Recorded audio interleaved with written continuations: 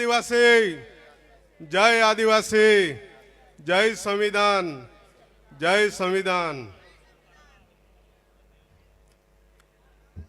આપ તો વર્ષોથી જાણો છો કે મહેશભાઈ વસાવા આ વિસ્તારમાં 22 વર્ષથી લડે છે અને બબે વખત આપણે પણ મને મત આપીને ધારાસભ્ય બનાવ્યો એ બદલ હું તમારો ફરી બી ખૂબ ખૂબ આભાર માનું છું અને આપણા જળ જમીન જંગલ માટે લડતા રહીશું એ અમારો વિષય છે, એ અમારી પ્રતિજ્ઞા છે।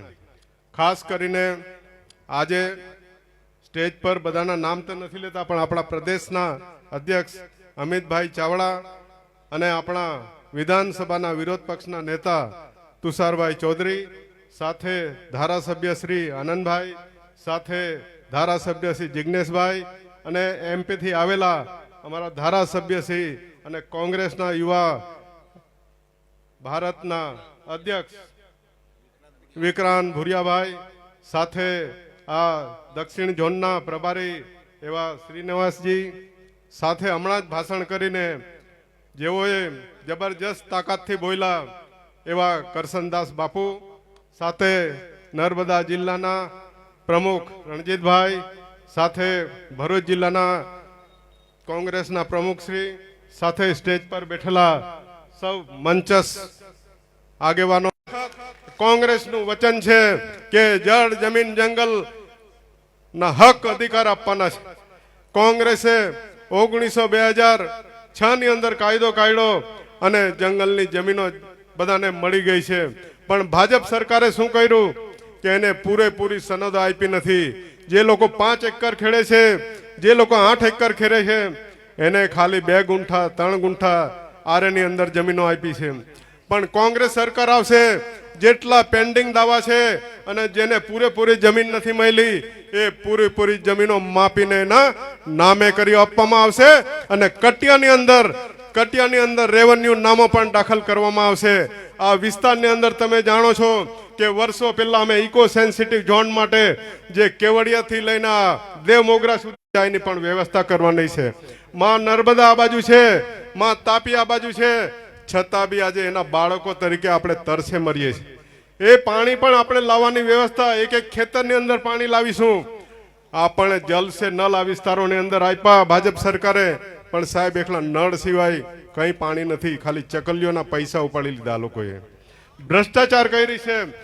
બચુ ખાબડ જેવા ભાજપના મંત્રી અહીં ગાડી ભ્રષ્ટાચાર, અહીં પણ એ પ્રભારી હતા, કરોડો રૂપિયાના ભ્રષ્ટાચાર કર્યા છે અને ત્યાં જઈને પણ ભ્રષ્ટાચાર કર્યા છે।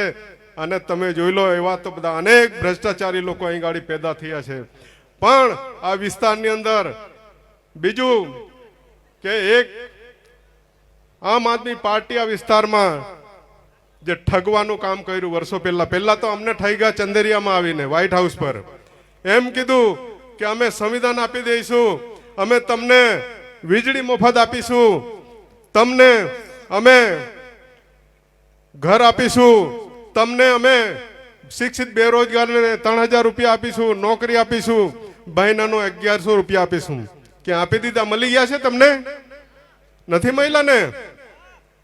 આ ઠગ લોકો છે, જે દિલ્હીમાંથી આવેલા લોકો છે, એના અમુક લોકો આ વિસ્તારમાં આથા બન્યા છે, એટલે એનાથી ચેતીને રહેજો, કેમ કે હવે એમનું નામ પણ લેવામાં આપણને મજા નથી આવતી। આવનારા સમયની અંદર આમ આદમી આ વિસ્તાર અને ગુજરાતમાંથી ખતમ થઈ જવાની છે। તમે જોઈ લો એકાએક ટપાટપ રાજીનામા પડવા માંડ્યા છે, બરાબર છે?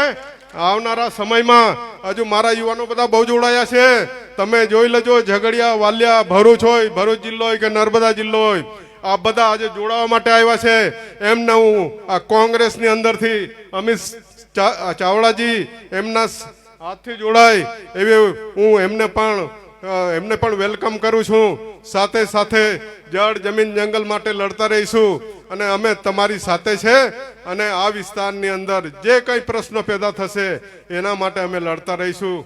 તો બીજા ઘણા બોલવાના છે, કેમ કે એના માટે સૌ આપણે કટિબદ્ધ થઈએ કે તાલુકા અને જિલ્લા પંચાયતો, નગરપાલિકાઓ આ ગુજરાતની અંદર કોંગ્રેસની બનવાની છે અને 27 ની અંદર વિધાનસભા બનવાની છે।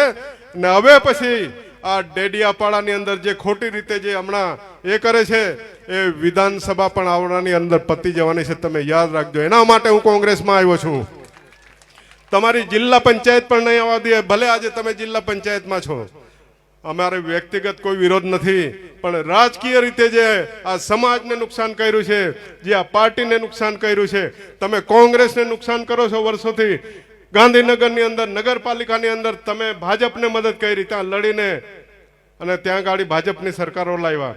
એવું હવે ગુજરાતમાં નહીં ચાલે. તમે સુરતની અંદર એવું કર્યું, પણ હવે પછી લોકો ઓળખી ગયા છે કે તમે કોણ છો. એટલે આ ભાજપ અને આમ આદમી પાર્ટી એકબીજાની બે ટીમ છે, એની સિવાય બીજું કઈ છે નથી. એટલે એવા લોકોથી ચેતતા રહેજો અને આપણે સૌ ભેગા મળી અને આ લડતને આગળ લઈ જઈએ. જળ જમીન જંગલ એવું આટલું આપણને કેમ છું. જય જોહાર, જય આદિવાસી.